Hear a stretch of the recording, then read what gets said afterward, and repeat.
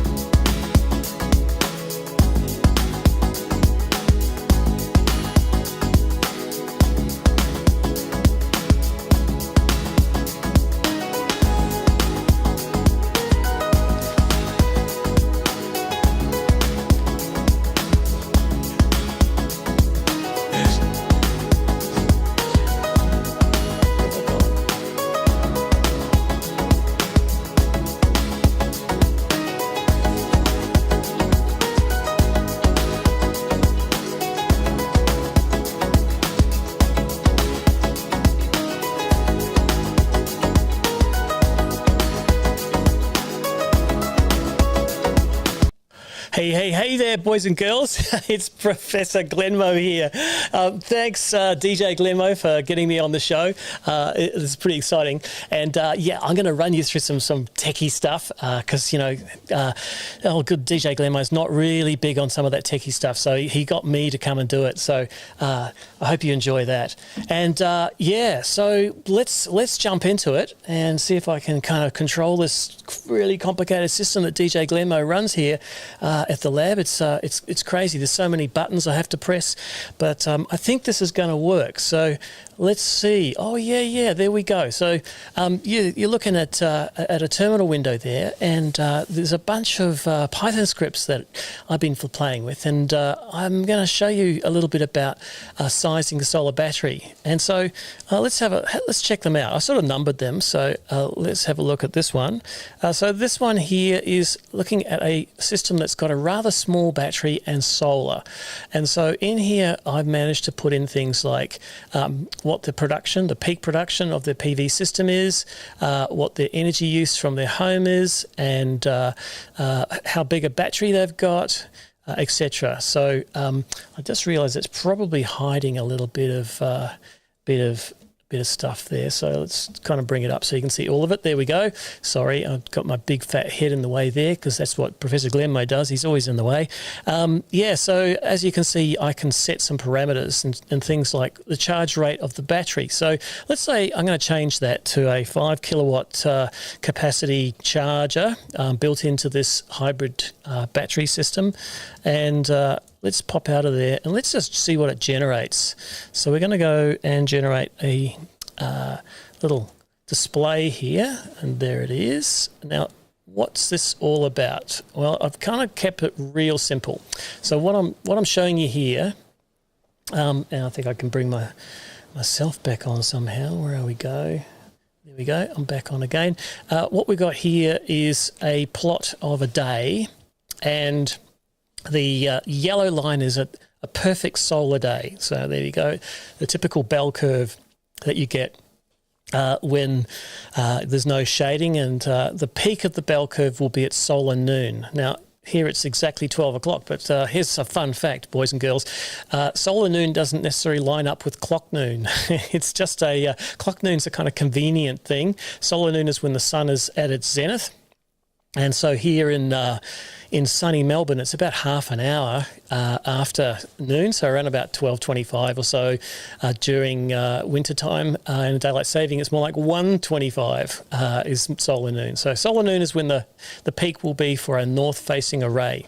So the peak is always when the solar panels are perpendicular to the sun.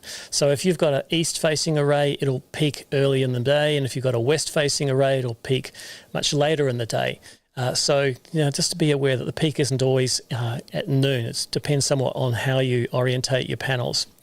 Now, the red line here is the usage. Now, I've kept it real simple. I've just told it that the usage goes up in the morning. It flattens out by 1 kilowatt base load, and then in the evening it pops up to 4 kilowatts. And I'm trying to charge a battery. Now, the green area, which is the battery being charged up. So as you can see, we're in the morning, this little spike here is a bit of grid import, and then the sun comes up and our battery starts to charge. Now, if you're on grid and you want to use your battery for maximum economic benefit, you really want to be able to cycle that battery. There's no point in having a huge battery that you get, you're only using the top 10 or 20% of. You're not getting value from that battery. Remember, batteries don't actually generate any electricity. They just store it. It's your solar panels that are the heroes. They're the ones that actually store the energy. So this is looking quite good. I'm starting with an empty battery at 8 o'clock in the morning, and I've got an empty battery at 11 o'clock at night. So I'm fully cycling that battery. So this was modelled on a 7 kilowatt PV array in Melbourne with a 13 kilowatt hour battery and I think it was about an 18 kilowatt hour a day load. But let's try a different battery system. Let's try one that's a bit bigger. So let's have a look at this one. This is number 2. Now, what have we got here? Better kind of show you a bit better. Here we go. So number 2 plot is going to be a 7 kilowatt peak production from the solar, and we've got some different usage periods. We've got a morning peak, an evening peak, and then we've got some shoulder periods between that. And there's the energy consumption. There's our battery capacity. It's 13 kilowatt hours. So let's bump that up a bit. Let's make it 25 kilowatt hour battery. All right. And just for fun and giggles, let's make the charger a little bit smaller. So it's only going to charge at 4 kilowatts. So what does that mean for us? Well, let's just check that one out. So O2, and here we go. So make that a bit bigger for you guys. Now we've got a different scenario. We've got a scenario where the battery is very big.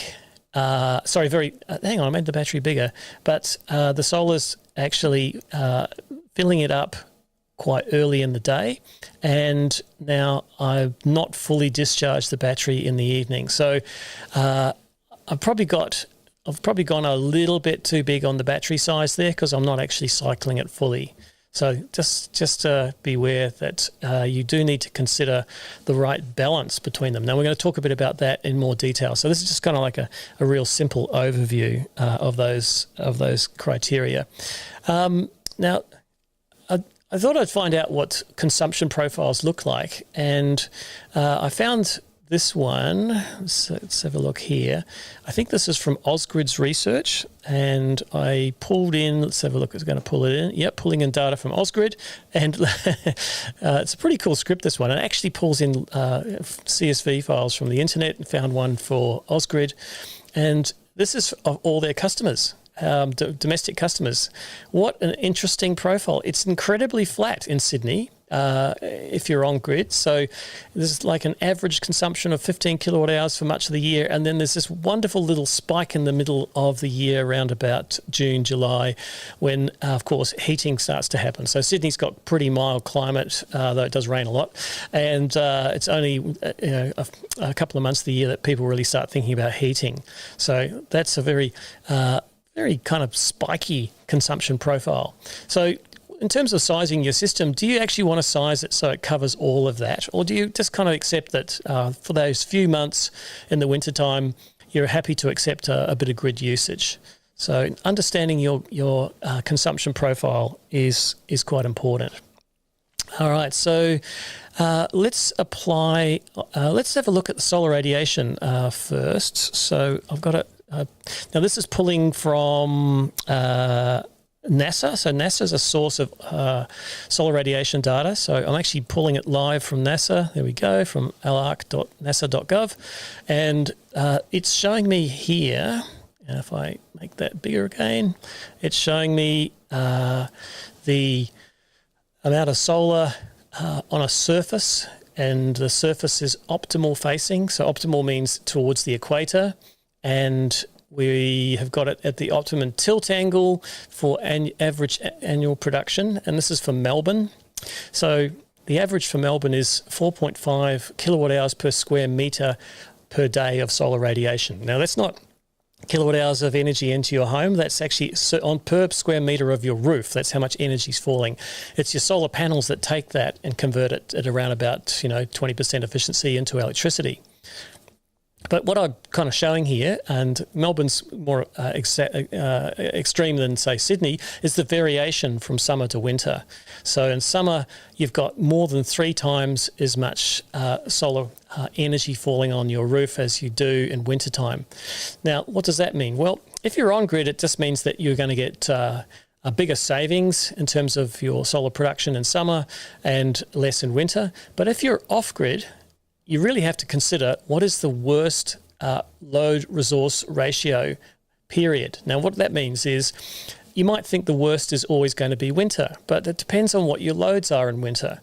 for many residences, wintertime is the worst load resource ratio because you tend to have shorter days, you're inside more, you are using more electricity being indoors.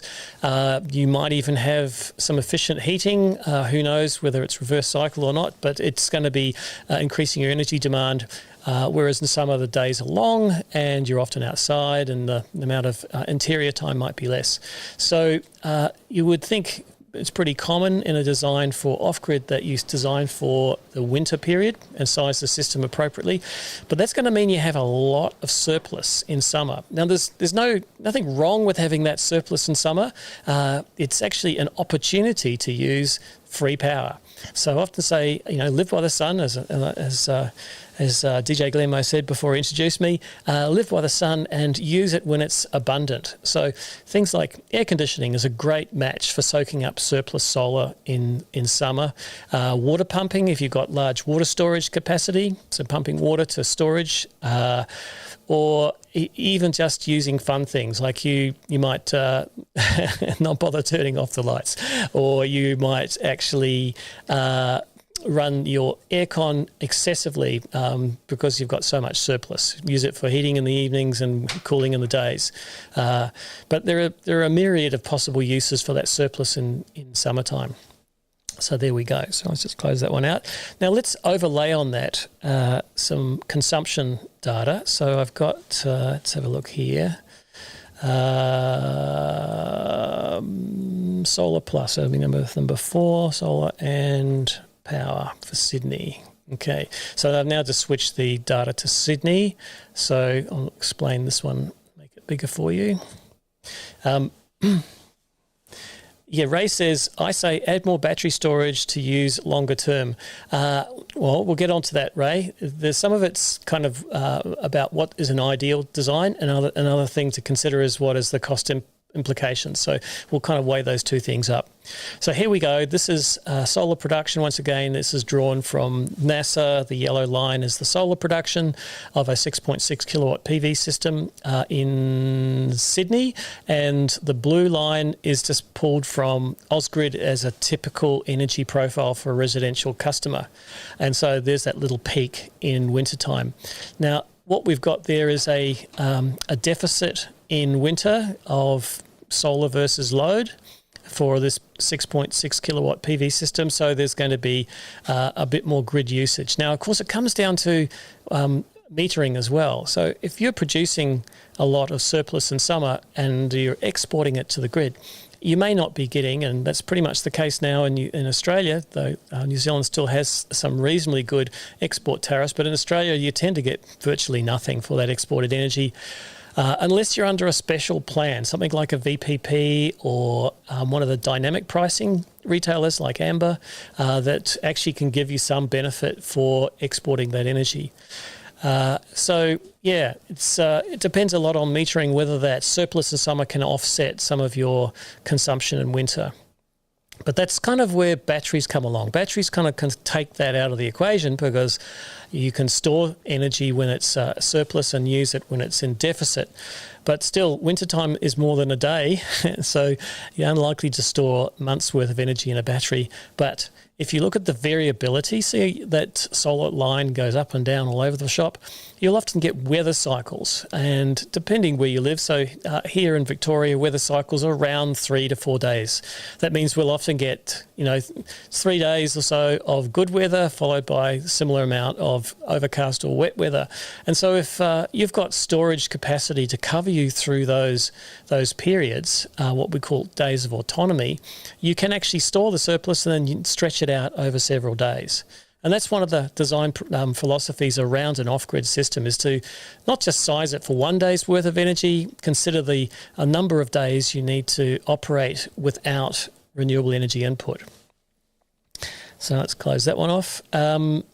All right, so now here's some really simple sort of explain graphs. This one is for understanding batteries in terms of how they're rated. So it's just a table actually. Now I just pulled this off the internet, a whole bunch of different brands. These are international, so some we won't have in Australia. I've never heard of Picker Energy, for instance, or Generac, but the column in the middle there in cyan is the rated capacity of the battery, but in yellow or orange is the usable capacity. Now, it's very important to understand the difference because salespeople will often refer to the rated capacity of a storage system because it's the big number. But when it comes to how you're going to use that battery and the benefit you get from it is the usable capacity. So, they're often quite close. These are lithium-ion batteries by the look of it, except the bottom one is a flow battery, red flow. Unfortunately, red flow's gone out of business, so it's a bit of a sad story. I actually got a couple of them here at the lab. Well, DJ Glenmo does. I just have a look at them for him. And, they have a usable and rated capacity of exactly the same. So you can use all of it. So there you go. And sometimes the rated capacity versus the usable is depending on how many cycles you want to get out of the battery. So with lithium-ion batteries, often the more you cycle them, or the more cycles you want to achieve out of the battery, you need to consider not such a deep depth of discharge. So you might find some batteries will give you 6,000 cycles to 80% depth of discharge, but 4,000 cycles to 90% depth of discharge. So it's your call.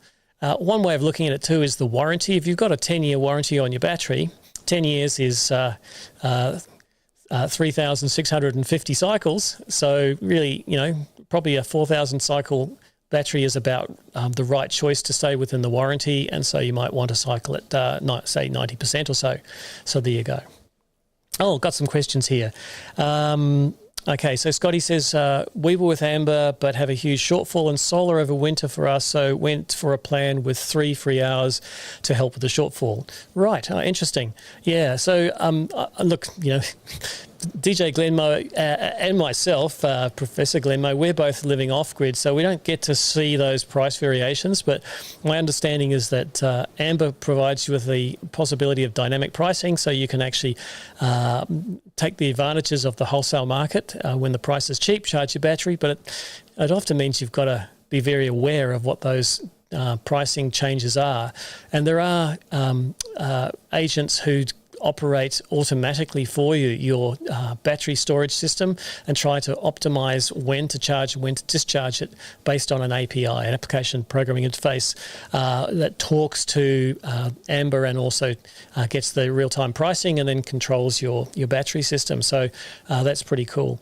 Now, I'm not too aware of if the dynamic pricing's in New Zealand. If you happen to know, let me know. I see Philip D'Arthur's talking about Octopus Energy in New Zealand offering 17 cents a kilowatt hour for export, which would just be wonderful. We saw that in Australia, but the problem with Australia is we just have too much solar and there is not much value in the export anymore.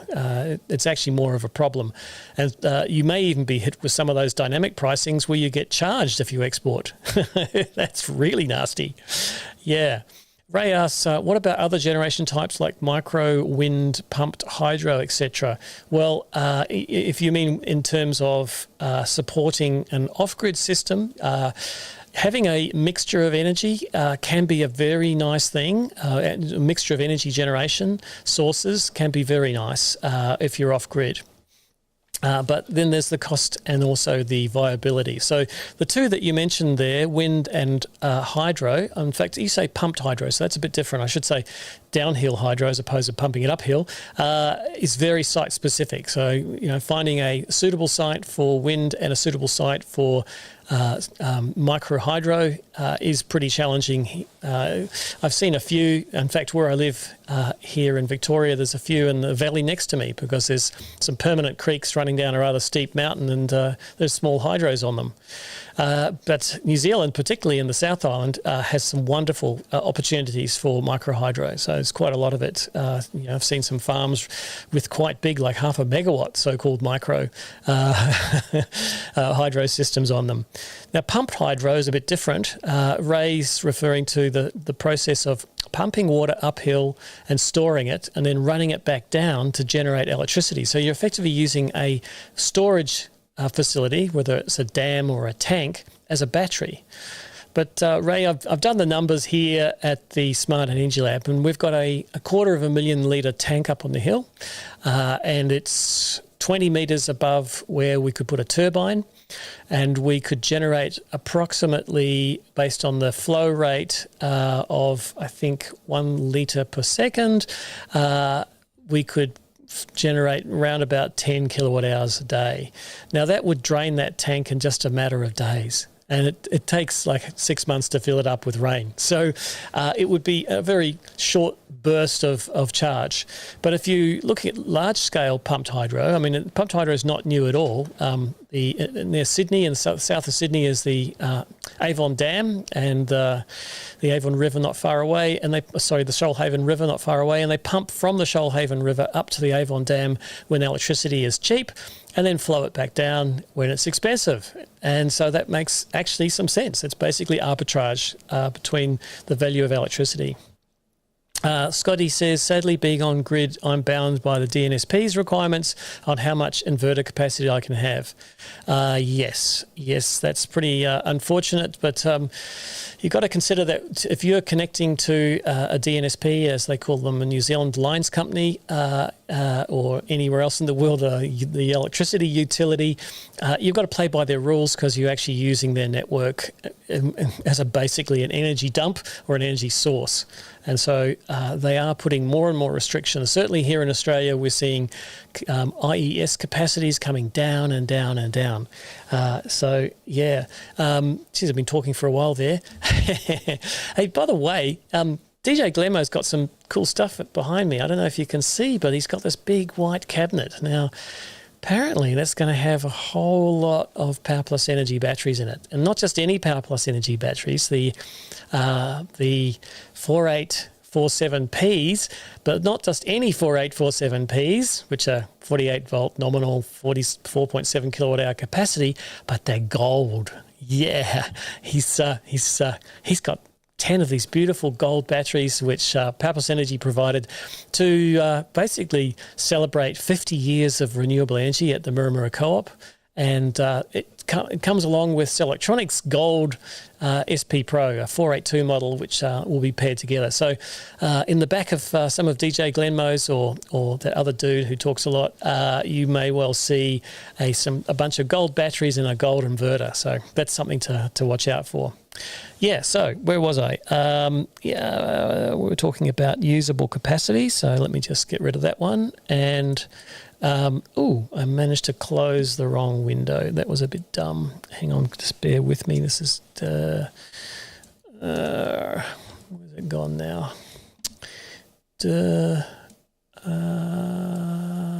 It's not that one, and is it that one there? Okay, all right. Okay, so I think I've found it now. Better make it a bit bigger so you can see. And make it a lot bigger, and we're going to get it the right place. Bit of, where are we? Okay, back with it. Yeah, I got those scripts back. There we go. Okay, so let me just squeeze it over a little bit so it's not being hidden, and squeeze it up a little bit. Have we got any other Python hackers here? Because it's a pretty cool scripting language. You can do some amazing things with it. In fact, I've discovered, I'm a bit late to the game with AI, that using AI to generate Python scripts can actually solve problems that AI can't solve. Yeah, that's right. You think AI is like the ultimate. But sometimes it's things like resource. It just runs out of resources. Whereas if you're running a script on your own computer, time is yours, and you don't necessarily run out of resources when you're doing quite complex calculations. Anyway, so where were we? Battery sizing versus rateable. Now the next one is 06, I think it is battery sizing versus autonomy. Okay, let's see what that one looks like. Yeah, so this is. Actually, I think I've jumped ahead. Let me just, what did I do? I did the same thing again. Geez, I'm pretty hopeless at this. Oh, no, there it is. Got it. I wanted to explain the phenomena of understanding why you need more solar than you would think you need when it comes to, particularly for off-grid. And so let's start with looking at system losses. So you might think you just need to design a system for the energy required for the customer. Now we're talking off-grid, right? So we're trying to match the energy consumption profile of the customer. And so this customer uses 18 kilowatt hours per day.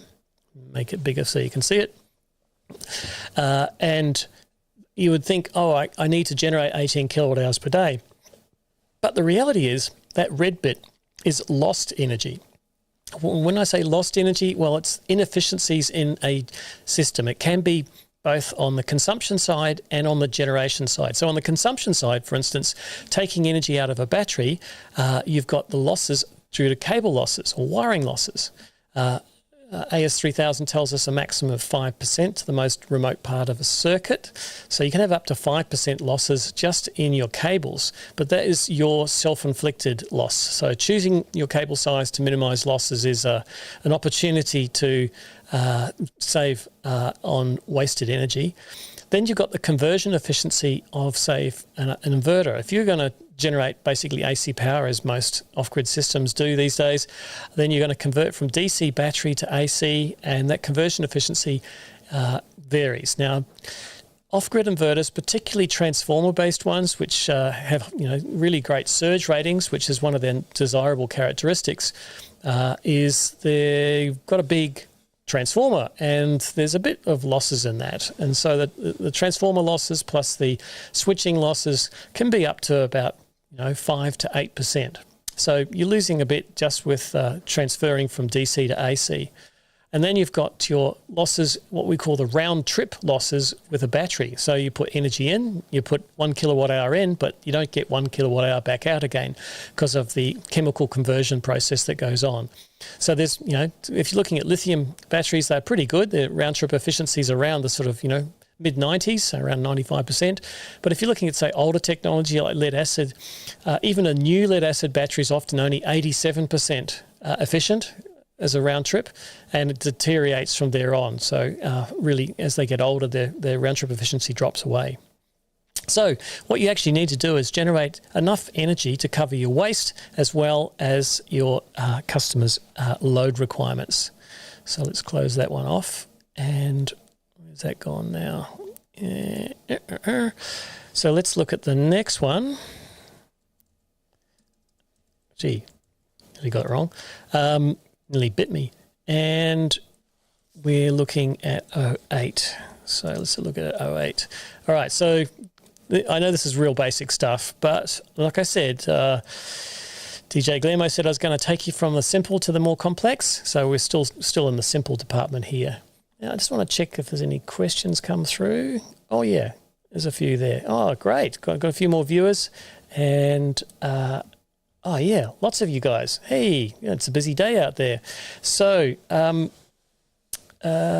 Scotty says, melt it down and spend the dollars on more batteries. Yeah, actually, there's a business in getting lead from old battery systems. Lead is actually worth quite a lot of money. I think it's like $2,000 a ton or something at the moment. And I know installers who actually go and knock on the door of their old customers and say, it's time for an upgrade because those are lead batteries. They're 15 years old and, I'll do you a favor and even take them away. So, so don't forget. Oh, Scotty asks, is this Python script available? Good question. These are not proprietary. I just generated them, so I'm happy to share them, Scotty. So when this video goes up on my channels, I'll put a link to somewhere where you can download them from. And they're fully editable, so you can play with them yourself. Ray says, Victron Node-RED is great. Yeah, so Node-RED is open source, sort of hackable control system from Victron. Victron really is the geek's best friend. If you're into doing anything sort of a bit left field, you can do it with Victron. They've got a lot of solutions, both software and hardware.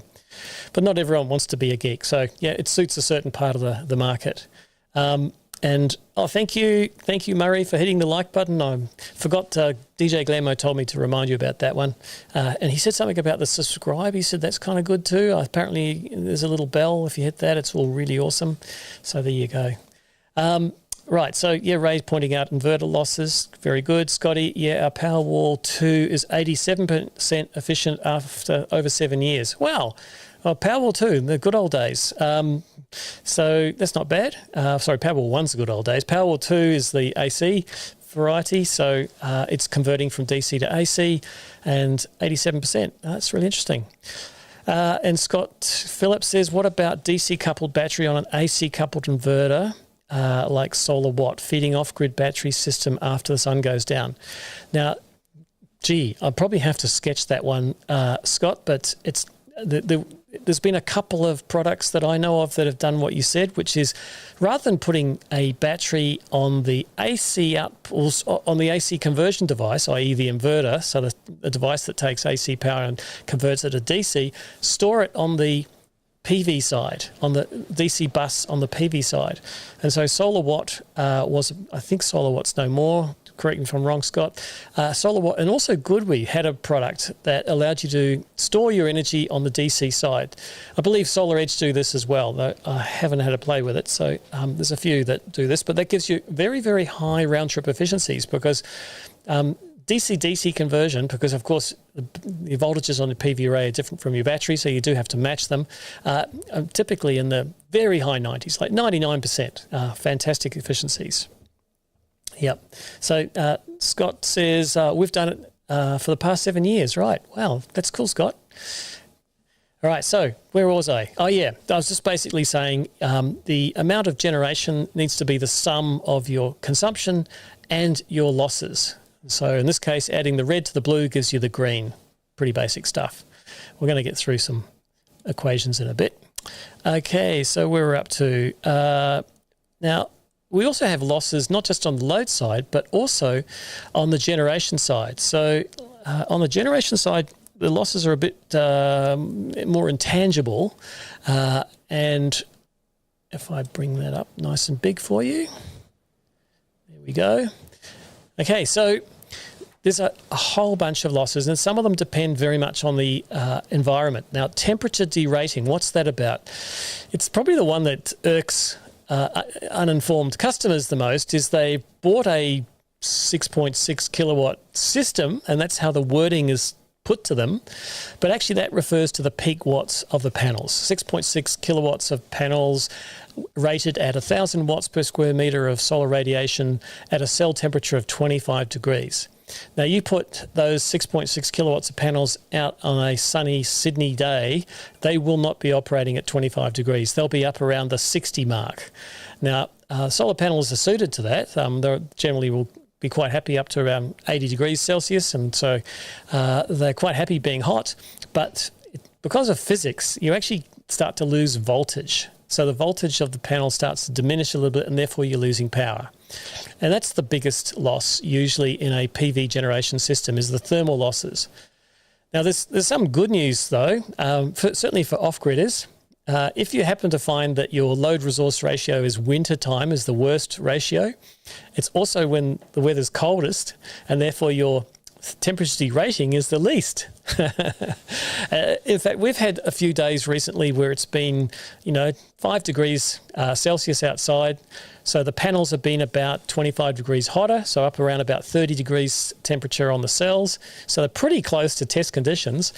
And we're getting some fantastic peaks out of our arrays. So we're getting very, very little generation loss. So, 2.5% thermal losses. So that's pretty unique. And if you happen to live somewhere really cold, southern Tasmania or something, you may even get the same output as the rated power of your panels. That's pretty cool. So Murray says, in Sydney, a 13.2 kilowatt solar with Powerwall 2 in our area, 5 kilowatt exports, but this will change towards the end of the year. Change as in what, reducing export limits? I'm not quite sure what that changes, Murray, but yeah, it is in the purview of your DNSP what the rules are, and they may well reduce exports. You might have to move on to something like a dynamic export control system, which is really in Australia, that started with South Australia with flexible exports. in Victoria now with backstop, and Queensland with dynamic export control. So Sydney, I think you're getting it soon too. So Sydney, as in New South Wales, are getting dynamic export soon. G'day, Mark. You know my mate DJ Glenmo, right? Yeah, you've hung out with him before. So yeah, this is Professor Glenmo, similar name, but you know, we're cuzzy bros. We're both from Kiwi land, but I'm more the geeky guy than him. So yeah, you know, I've got my pens. Yeah, you got to always have a pen protector in your pocket and a pencil. You never know when you need a pencil.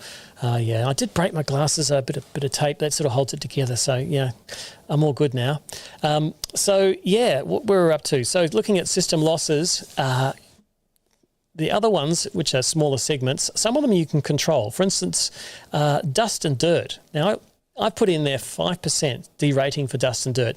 That's really because it's in many guidelines for approximating the losses in a solar PV system, but it's highly site-specific. It can be more than that and it can be less than that. And it does actually make some merit in, if you live somewhere where dust does collect on your panels, getting them cleaned.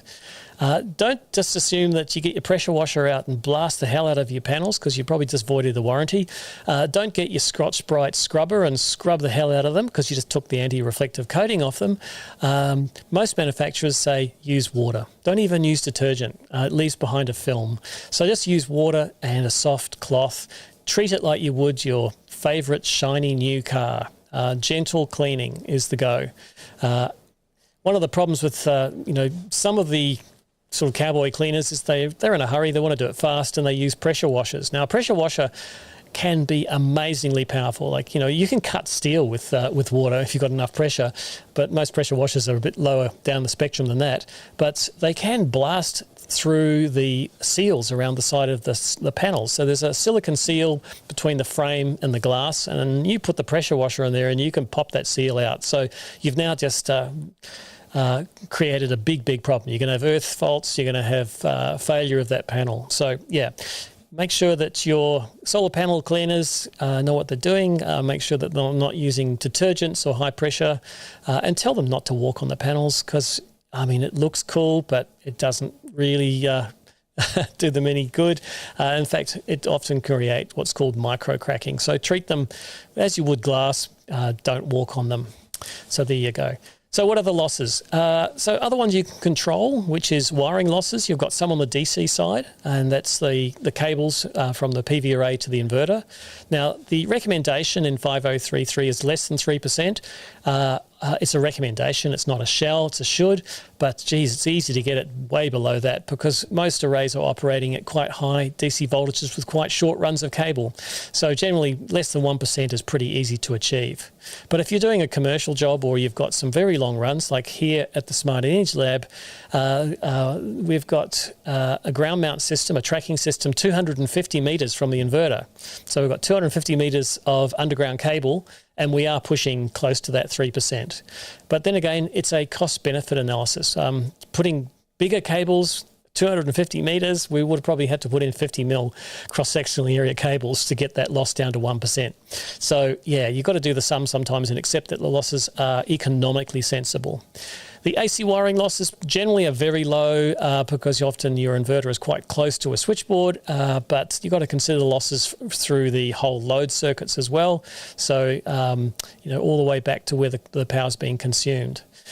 Some very sort of marginal ones too. Module mismatch. What's that about? Well, you might think you're buying 440 watt panels, but you look at the data sheet and it'll say power tolerance 0 to plus 3%. So you've got a range. There could be 3% more or down to 0. They used to be plus or minus. It used to be common to see, in fact, in the early days and back in the 80s, plus or minus 10% was pretty normal. So you thought you bought a 450 watt panel, but it might actually be a 400. So you could be losing 10%. There you go. So module mismatch is often a small loss.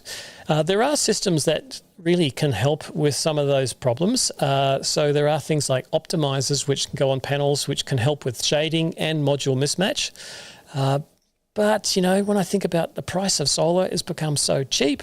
Sorry, New Zealand, it's very cheap in Australia because of our rebates, but it's still coming down in New Zealand as well, that the extra devices that can optimize your PV for shading and or module mismatch often don't make economic sense. I often say the answer to all your problems is just more solar panels. Put on more solar and just, suck it up. Don't worry about the mismatch. Anyway, so where were we? I think we're up to generation losses. There we go.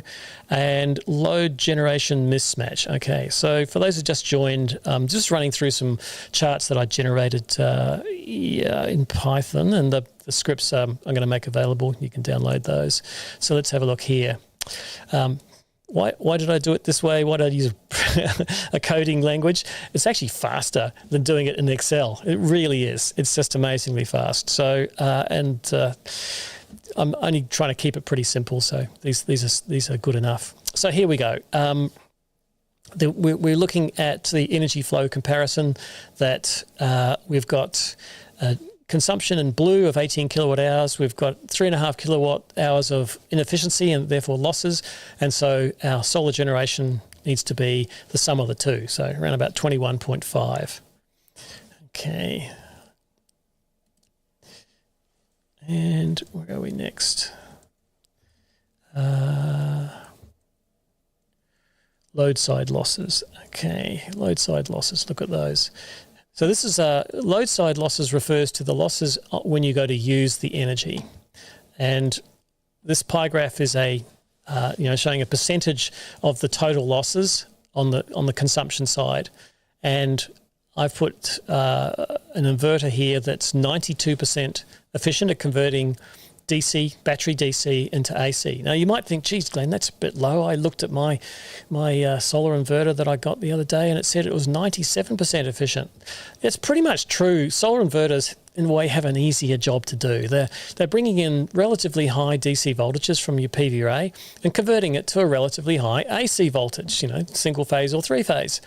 But battery voltage is often somewhat lower. If you're looking at, say, more common systems around the 48 volt mark, they've got to go from 48 volts up to 230 volt AC or 400 three-phase AC, and that transformation is a bit more complex, and there's a bit more losses, and particularly if you've got a large transformer, there's going to be some losses due to heat, the current flowing through those primaries. Get a bit warm, so you got some heat losses. So yeah, generally battery inverters have a lower conversion efficiency. The other thing is, if you look at it, it's not linear either. The losses are greatest when the inverter is lightly loaded. Now, solar inverters are kind of an unusual beast in that they often work really hard most of the day.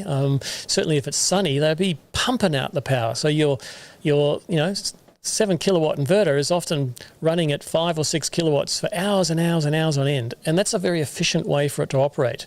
The self-consumption component becomes almost insignificant.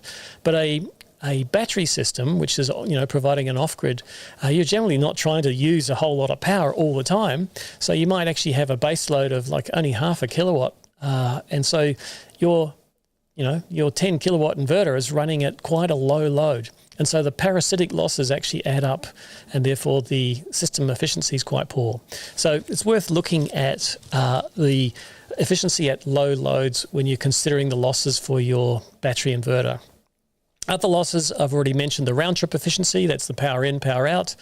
And that depends on the chemistry and the cycle life, etc., that you choose, the depth of discharge. And then we've got wiring losses, of course. So the DC losses on the battery side and the AC losses on the load, connecting out to the load. So all those need to be considered when you're sizing your generation system. Okay. How are we going here? Now, remember, you can throw some more questions into the chat if you like, or comments. It's always nice to see. Okay, so we're up to sizing our PV array. So let's see what we've got here. All right.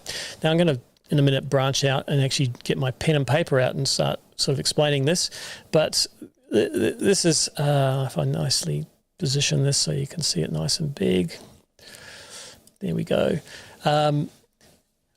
there's kind of side-by-side comparison of the size of a PV array in terms of peak watts. So when I say it's a 10.72 kilowatt PV system, it's the nameplate rating of the panels add up to 10.72. Now, of course, you probably won't find that exact number, but that's what this formula is telling me.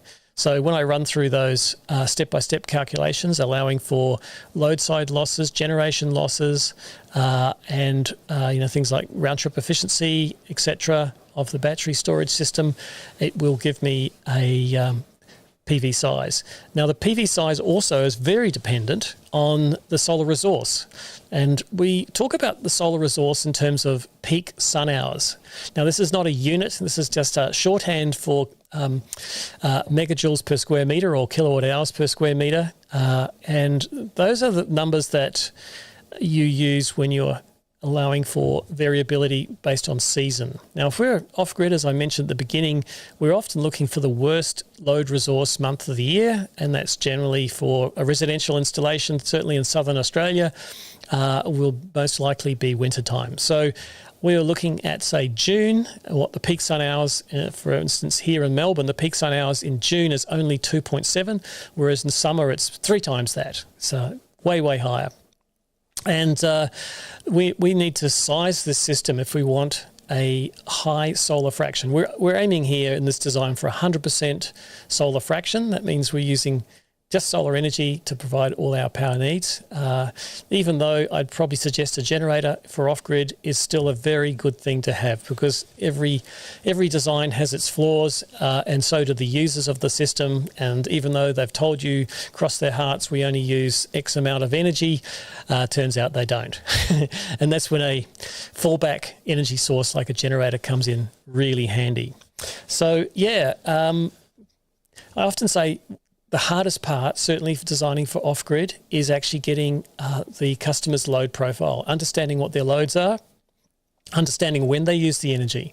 And why does that matter? Why does it matter when they use the energy? Well, a system is most efficient when it's actually converting straight once only from solar DC to AC, and that's daytime. You're basically taking the surplus straight off your roof, converting it to AC and running the loads, and any excess is going into the battery system.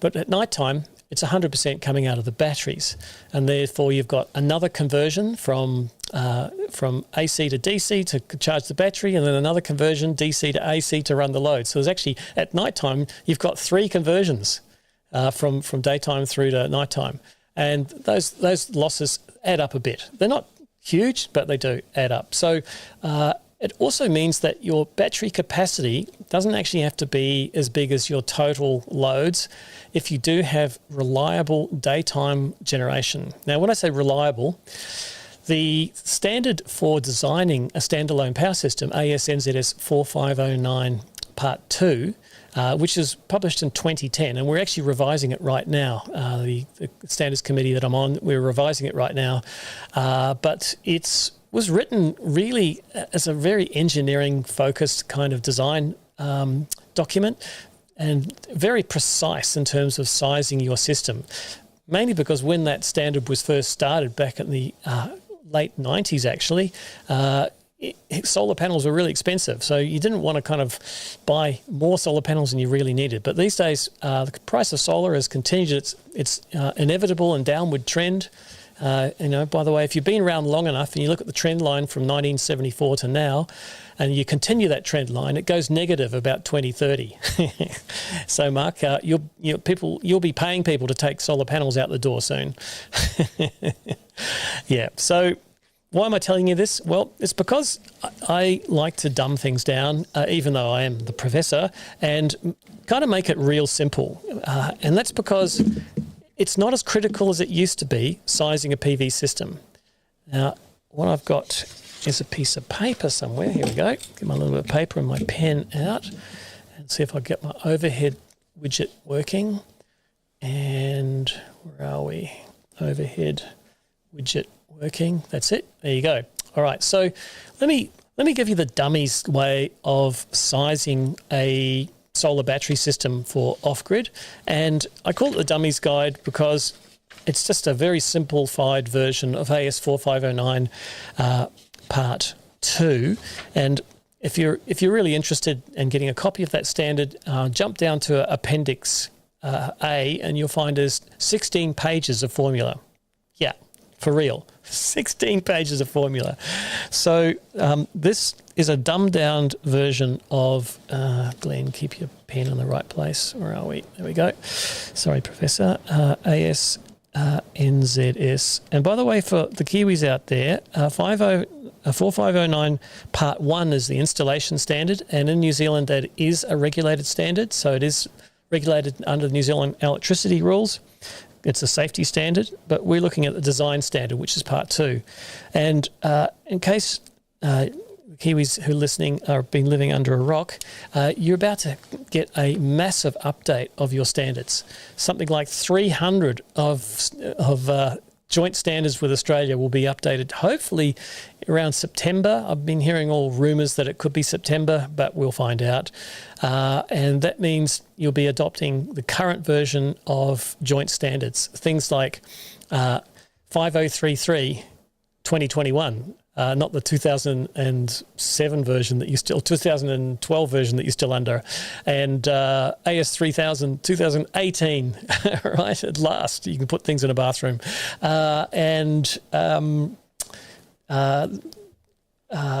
also 4509 Part 1, I think, is going to be included, but I think it's already the current version. It is. It's 2010, so it's not it. But what's really disappointing is I've heard that the battery standard 5139, ASNZS 5139, may not be, because it's not an update of an existing standard. It's a new standard, and that requires a rewrite of the regulations to adopt it as a new standard.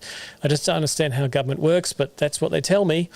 If you ask me, that's crazy. It's kind of really probably the biggest risk in the renewable energy spectrum at the moment is batteries not being installed properly. So, yeah, I hope that's not the case, but as has been told to me, or to DJ Glenmo actually, that the New Zealand regulator said even though it's not regulated standard under New Zealand electricity rules, it can be used in a court of law because it is a best practice guide to safety. So 5139 battery standard, even though it may not be listed in New Zealand electricity regs, really still can be used against you if things go pie-shape. Okay, so where was I? I call this the 6 steps to sizing a solar and battery. And A is the hardest one of all because it's trying to find out what the load energy requirement of the customer is. So load energy requirement. And that's on a, say, daily basis, an average daily basis. So let's just pick a number. I'm going to say they consume 18 kilowatt hours per day. So we've given them a load sheet, they've filled it out, we've done some calculations on how much appliances used and how many appliances they have, how many lights they have, etc. This is a new build, so you don't actually have an electricity bill to reference. And so we've worked out that they use 18 kilowatt hours a day. So I'm going to do this just to keep the math simple, write it as watt hours per day. 18,000 watt hours per day is their load energy requirement. So we've got to give them that much energy. Step B is just for mathematics, we need to know what the battery system voltage is. So system voltage, and that we're talking on the DC side here. And so I'm going to be using a LFP battery, so I'll say 52.5 volts nominal. Okay, so that's my battery voltage. Now, there's only 6 steps, and we've just done 2 of them, right? Whew, that was pretty easy. C is we need to calculate the load side losses. So load side losses. And as I mentioned, those are things like, if we put them all together, losses in the wiring system. Now, I'm going to use a factor for efficiency. So you don't normally talk about wiring being 95% efficient, but the mathematics are much better if you do it this way. So we multiply the efficiency of our wiring system, of our inverter system, the efficiency of our inverter. So it's 0.92. Remember, 1 is 100% efficient. And then also our round trip efficiency of our battery system. And so we're going to put in 0.93 there. Okay, so we multiply those together to find out what our load losses are. And if I get at my trusty calculator, where are we? So 0.95 times 0.92 times 0.93 equals, so our losses are, you could say 19% loss or 81% efficient. So there's a factor for efficiency of our loads, so 0.81, so we're losing 19% of our energy on the load side. Now we just want to work out on a daily basis what the amp hour demand is on this system. Sorry, Ray's just pointed out that I haven't got LFP voltage quite right. It's 51.2, but Ray, you can correct me on that one when you do it yourself. But yeah, if it's an LFP battery, it'll be, and it's 16 cells in series at 3.2 volts each, that's 51.2. So we've got some smart people tuning in.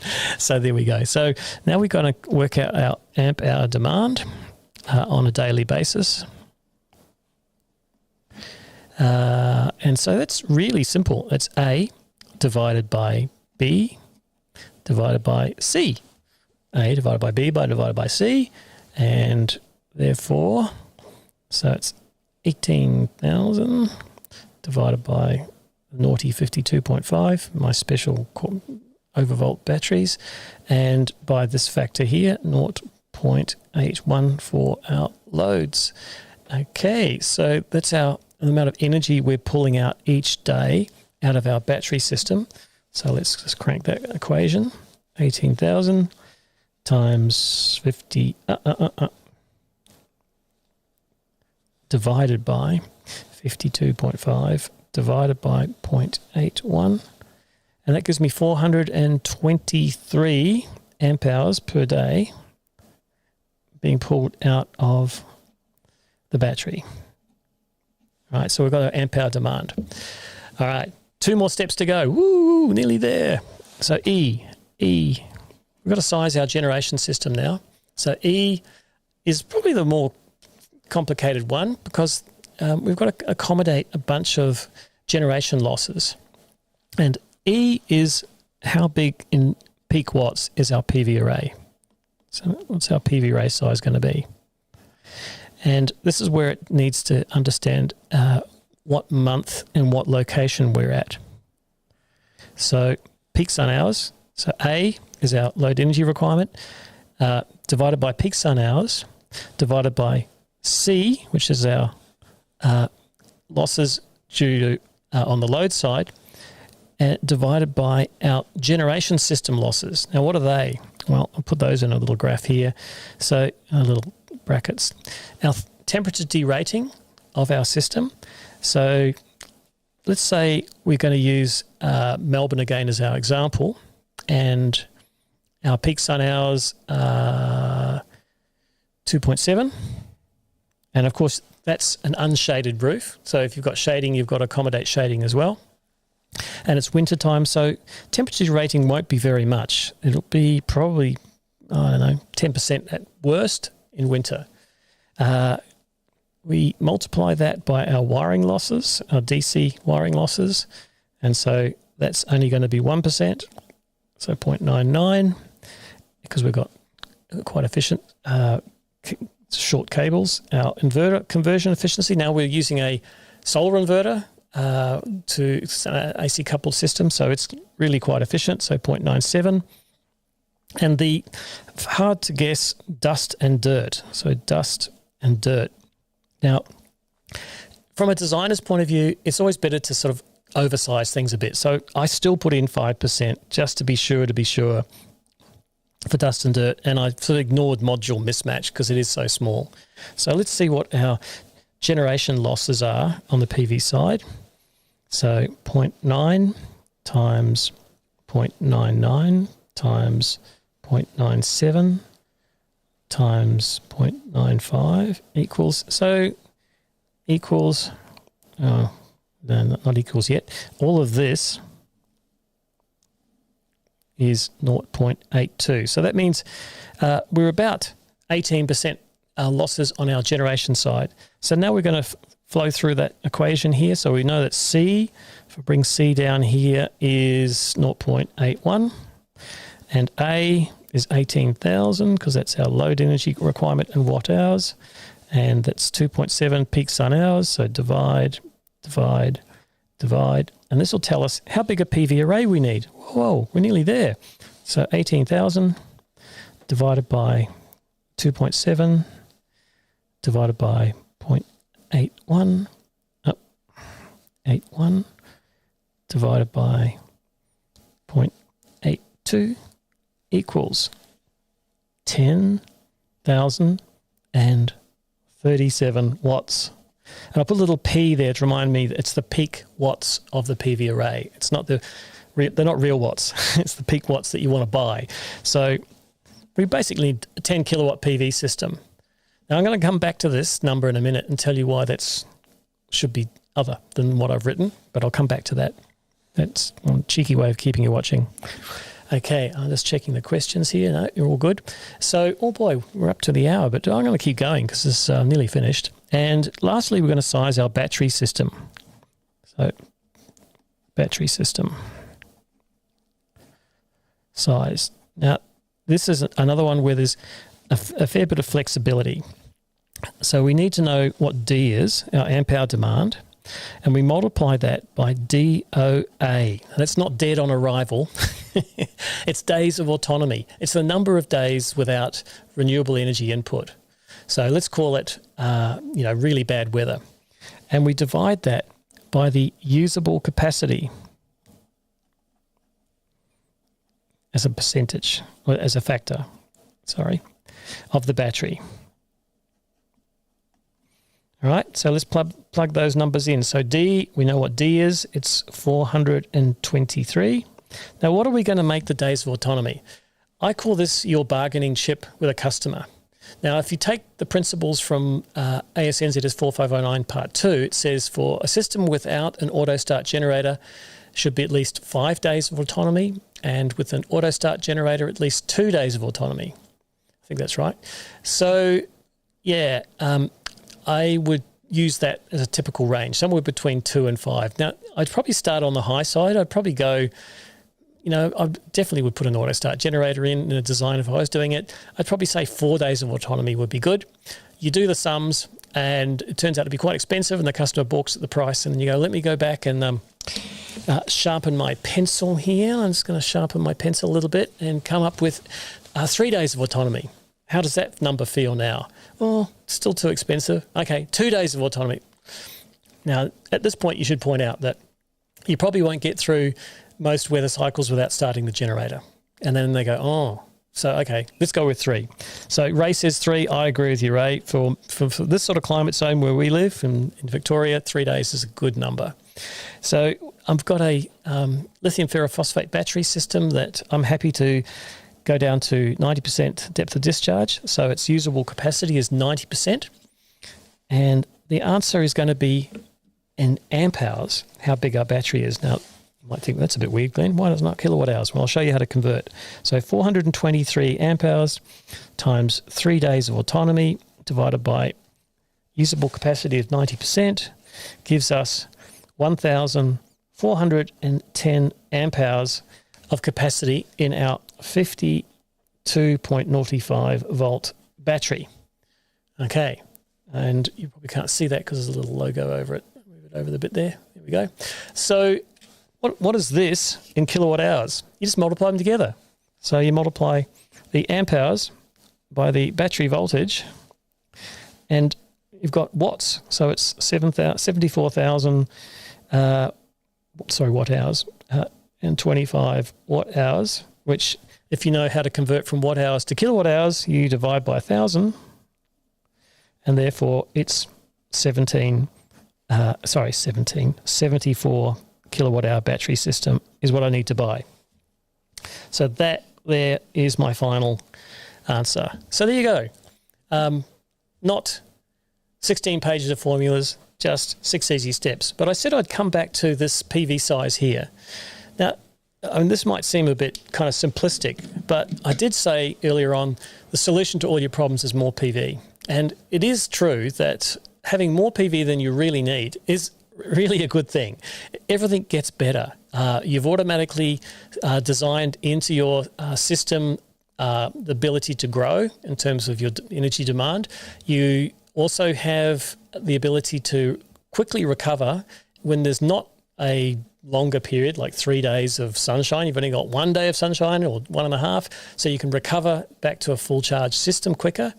The PV itself, if you live in a climate that has, high temperatures, this is probably shading your home. So you're actually getting more shade onto your roof, and solar panels actually are, got an air gap between them and the roof. So they're actually quite good at keeping the roof cool.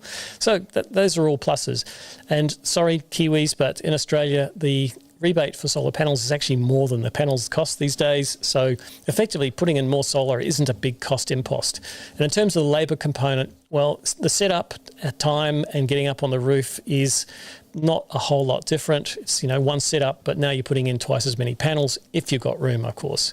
So I generally say just double it. That number, just double it. In fact, one of my installer friends says his method of design is find out how big the roof is and fill it up. That's how simple it gets. So there you go. What am I looking at here? Ray's saying for safety of batteries suggests to peak the battery at 58.4 volts once a month to rebalance. So Ray, so I'm talking about averages in terms of capacity, but when it comes to charging a battery, you need to follow the manufacturer's recommendations. So for instance, with most managed batteries, such as lithium-ion batteries, the battery management system will want to equalize all the cells fairly regularly. At least once a week is a good model. And to equalize them, they generally do what's called top balancing. So when the battery system is like 95% full, it will then start slowing down charge on the cells that are almost full, allowing the weaker ones to catch up so that they all come to the same terminal voltage. I've been doing that with DJ Glenmo has, with the big battery system we've been installing here. We've got something like 70 battery modules, each with 12 cells in them, and they were all over the shop in terms of their cell voltages. So try to get them all within about 50 millivolts of each other is taking some time, because balancing generally occurs very slowly. I mean, we're just charging them at 1 amp, and they can be charged at 100 amps normally. So at 1% of their normal charge rate, and that's taking some weeks to balance those batteries. So there you go. Wow. Okay. So I think that's all I wanted to cover for today. And so I hope you've enjoyed having the special guest, Professor Glenmo. Hey, that's me. You can also find me on TikTok. Professor Glenmo makes an appearance on TikTok. Check him out. And mostly doing stuff for kids. So, yeah, science stuff for kids. That's kind of what I love doing. Anyway, hope to see you all next Sunday, same happy place, or DJ Glenmo will be back next Sunday. I'm not sure if Professor Glenmo will, but DJ Glenmo told me he's got a special guest coming, and I think you'll all want to hear this one. He's got some great products that he's been introducing to the market. So, yeah, next Sunday, I hope to have my special guest on. So anyway, that's all for today. Thanks for watching, everyone. Hey, see ya.